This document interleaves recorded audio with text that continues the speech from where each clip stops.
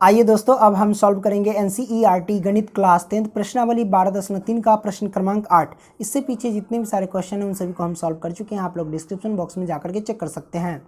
तो प्रश्न क्रमांक कहता है कि आकृति 12.26 एक दौड़ने का पथ दर्शाती है जिसके बाएं और दाएं अर्धवृत्ताकार है। दोनों आंतरिक समांतर रेखाखंडों के बीच की दूरी 60 मीटर है तथा इनमें से प्रत्येक रेखाखंड 106 मीटर लंबा है। यदि यह पथ 10 मीटर चौड़ा है तो ज्ञात कीजिए। यानी पहला में ज्ञात करना है आपको पथ के आंतरिक किनारे के अनुदिश एक पूरा चक्कर लगाने में चली गई दूरी, और दूसरा निकालना है आपको पथ के क्षेत्रफल।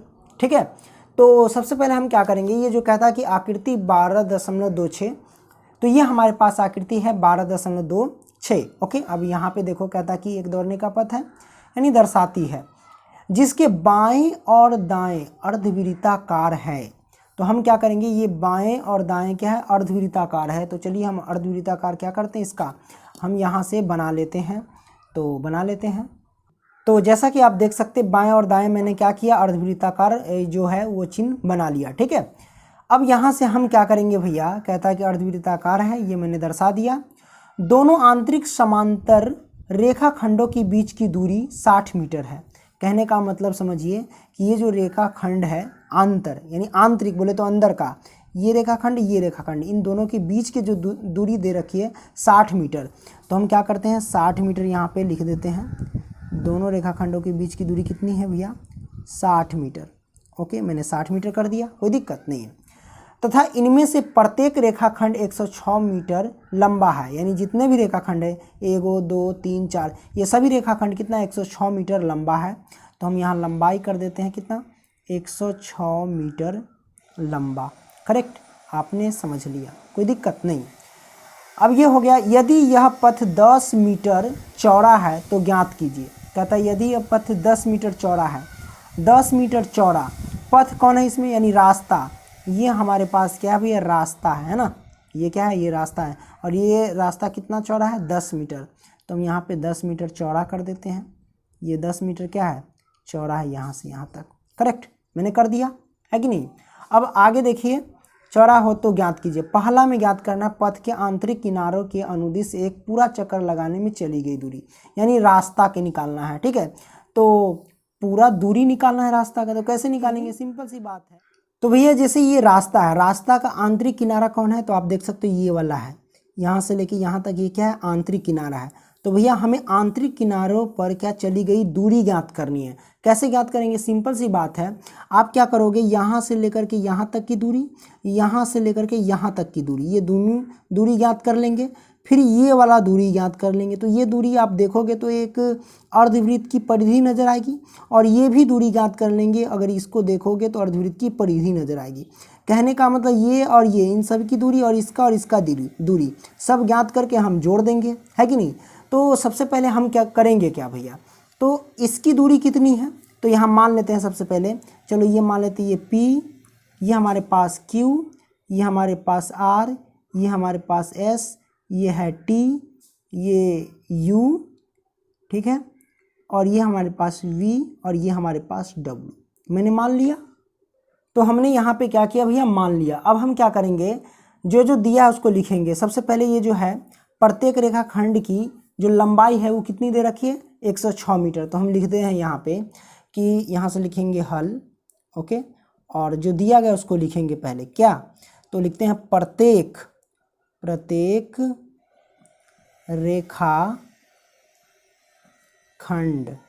रेखाखंड की लंबाई कितनी है बाबू, तो लंबाई दिया गया 106 मीटर। मैंने लिख दिया प्रत्येक रेखाखंड की। ओके, अब हम क्या करेंगे, पथ की चौड़ाई देखेंगे, मतलब रास्ते की चौड़ाई। तो रास्ते की चौड़ाई कितना है, 10 मीटर। तो हम लिख देते हैं पथ की चौड़ाई, है ना। तो यहाँ पे लिखते हैं पथ यानी रास्ता, पथ की चौड़ाई जितना दिया गया है उतना हम लिख देंगे। तो पथ की चौड़ाई दिया गया है 10 मीटर। ठीक है, ये देखो 10 मीटर पथ की चौड़ाई है, ये मैंने लिख दिया। अच्छा, अब आपको ज़रूरत क्या पड़ेगा भैया, आपको पड़ेगा जैसे कि ये दो अर्धवृत्त की आपको निकालना है, परिधि भी निकालना है, तो त्रिज्या की जरूरत पड़ेगी। तो त्रिज्या कैसे निकलेगा, क्योंकि हम देख रहे हैं कि यहाँ से लेकर के यहाँ तक की दूरी कितने 60 मीटर। तो कहा जाए तो अर्धवृत्त का यहाँ से यहाँ तक व्यास भी है ना, तो त्रिज्या यहाँ तक आधा होगा, तो 60 का आधा कितना 30 होगा। तो हम कह सकते हैं कि छोटे वाले वृत्त अर्धवृत्त की त्रिज्या कितना हो गया 30, है ना। तो यहाँ पे लिख सकते हैं कि छोटा त्रिज्या, यहाँ पे लिख देते हैं छोटा त्रिज्या कितना है भैया, वो दे रखा है भैया 60 का आधा 30 मीटर। ठीक है, मैंने लिख दिया, कोई दिक्कत नहीं है। अब चलिए डायरेक्ट मुद्दे पर आते हैं। पहला हमें निकालना है ना, तो पहला क्या, पथ के आंतरिक किनारों के अनुदिश से एक पूरा चक्कर लगाने में चली गई दूरी बराबर लिखेंगे। ठीक है, ये पूरा लिख करके बराबर लिखेंगे। और कैसे निकलेगा, तो बड़ा सिंपल है, हम क्या करेंगे, इसकी दूरी और प्लस में इसकी दूरी, तो हम यहाँ पे लिखते हैं क्या, टी यू की दूरी, क्या लिखेंगे टी यू, तो टी यू की दूरी और प्लस में आर एस की दूरी, तो हम लिखेंगे आर एस की दूरी, और प्लस में ये हमारे पास जो देख रहे हैं अर्धवृत्त और ये अर्धवृत्त, इनकी भी दूरी, तो इसकी दूरी मतलब ये साइड में देख रहे हैं ये क्या है, परिधि है ना। तो हम लिखेंगे 2 गुने में अर्धवृत्त की परिधि, यानी 2 अर्धवृत्त की परिधि निकाल रहे हैं ना, एक ये और एक ये, तो 2 गुने अर्धवृत्त की परिधि। ठीक है, मैंने लिख दिया। अब यहाँ से हम निकाल लेंगे, बड़ा सिंपल है, चलिए पुट कर दे। टी यू क्या है, तो टी यू की दूरी देख लो भैया, सिंपल सी बात, टी यू सब ये जितने भी है रेखाखंड ये सब 106 है कि नहीं, तो हम लिखेंगे 106 और प्लस में क्या करेंगे, प्लस में आर एस ये कितना है, तो ये भी भैया कितना है 106 है ना, तो ये भी हम लिखेंगे 106 और प्लस में 2 गुने में अर्धवृत्त की परिधि, तो वृत्त की परिधि क्या होता है 2 पाई आर और बटे में 2 डाल देंगे तो 2 पाई आर और बटे में 2 डाल देंगे तो अर्धवृत्त की परिधि हो जाएगी। तो ये 2 से 2 कैंसिल, ओके। अब 106 जोड़ेंगे तो कितना होगा 212, तो हम लिखेंगे 212, तो हम लिखते हैं 212 और प्लस में 2 गुने में पाई का मान कितना होता है 22/7 और गुने में आर, तो त्रिज्या कितना है इसका, त्रिज्या वही बात हम निकाले हैं कितना 30 है ना, छोटी त्रिज्या 30, तो हम लिखेंगे 30, ओके। अब कटने वाला तो काटो नहीं, तो गुना कर देते हैं सबका, क्या करेंगे ये लिखेंगे 212 और प्लस में 22 से 2 में और 30 में क्या करेंगे गुना कर देंगे, तो कितना होगा देखो 30 दूना 60, 60 में 22 से गुना करेंगे तो 6 दूना 12 के 2 हासिल 1, 6 दूना 12 1 13 और 0 1320 आएगा और बट्टे में ये 7 रहेगा, करेक्ट। अब यहाँ से हम क्या करेंगे भैया, इसके नीचे एक तो है छिपा हुआ, हम वो एक लिख देंगे, क्या करेंगे 7 एक का एलसीएम लेंगे तो 7 हो जाएगा, है कि नहीं। तो यहाँ से करो क्या, 1 से 7 में भाग देंगे तो 7, 7 से 212 में क्या करेंगे गुना कर देंगे, तो गुना करते हैं 7 दूना 14 के 4 हासिल 1, 7 एकम 7 1 8, 7 दूना 14 1484 और प्लस में 7 से 7 में भाग देंगे भागफल 1, 1 से 1320 में गुना करेंगे तो 1320 आएगा। चलो इसको हम जोड़ते हैं तो कितना आएगा हमारे पास, इसको बराबर में ही रहने देंगे क्योंकि इसके ही बराबर सॉल्व कर रहे हैं ना। जोड़ देते हैं, ये हो जाएगा 4 और 2 8 10 के 0 हासिल 1, 4 3 7 1 8 और 1 1 2, ठीक है। और बट्टे में हो जाएगा कितना, ये 7 तो 7, ये हमारे पास हो जाएगा आंसर, कोई दिक्कत। और यूनिट हमारे पास मीटर में है तो हम मीटर में ही रखेंगे, स्क्वायर मत लगाना क्योंकि हमने दूरी ज्ञात किया इसलिए, ओके। चलिए तो ये मैंने क्या किया, ज्ञात कर लिया। अब यहाँ से हम क्या करेंगे भैया, अब दूसरा सॉल्व करेंगे। दूसरा है पथ का क्षेत्रफल, बड़ा सिंपल है, चलिए इसको हम सॉल्व करते हैं। कैसे सॉल्व करेंगे देखो, अब हमें पथ का क्षेत्रफल ज्ञात करना है, तो पथ यानी रास्ता, तो ये हमारे पास रास्ता, ये जो देख रहे हैं थोड़ा सा पेंट जो है, इस पथ का हमें क्षेत्रफल ज्ञात करना है ना। कैसे ज्ञात करेंगे, सिंपल सी बात है। सबसे पहले ये जो आप देख रहे हैं PRSQ, ये एक प्रकार का क्या आयत है, और TVWU ये भी क्या आयत है।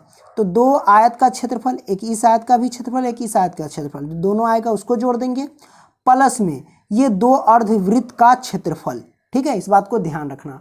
तो चलिए हम निकाल लेते हैं, कैसे निकालेंगे, पथ का क्षेत्रफल बराबर लिखना, इसका हम निकाल रहे हैं पथ का क्षेत्रफल। क्या करेंगे भैया, तो पी आर एस क्यू का क्षेत्रफल लिखते हैं पी आर, ये क्योंकि आयत है, ये क्या है आयत है, पी आर एस क्यू, तो पी आर एस क्यू का क्षेत्रफल और प्लस में उसके बाद कौन बचा T V W you, T V W you का क्षेत्रफल, ठीक है। और इसी में जोड़ देंगे भैया हम दो अर्धवृत्त का क्षेत्रफल, तो दो अर्धवृत्त, इस साइड भी अर्धवृत्त है और इस साइड भी अर्धवृत्त है, ठीक है। तो जरा ध्यान से देखिए कि बड़े वाले अर्धवृत्त के क्षेत्रफल में से ये छोटा वाला भी अर्धवृत्त क्षेत्रफल क्या होगा, घटेगा ना, तभी तो बड़े वाला बचेगा, तो इसको हम घटा देंगे, ठीक है। तो चलिए कोई दिक्कत नहीं है, हम लिखेंगे दो अर्धवृत्त है तो हम लिखेंगे 2 से गुना और अर्धवृत्त का क्षेत्रफल कैसे लिखेंगे, बड़े वाले अर्धवृत्त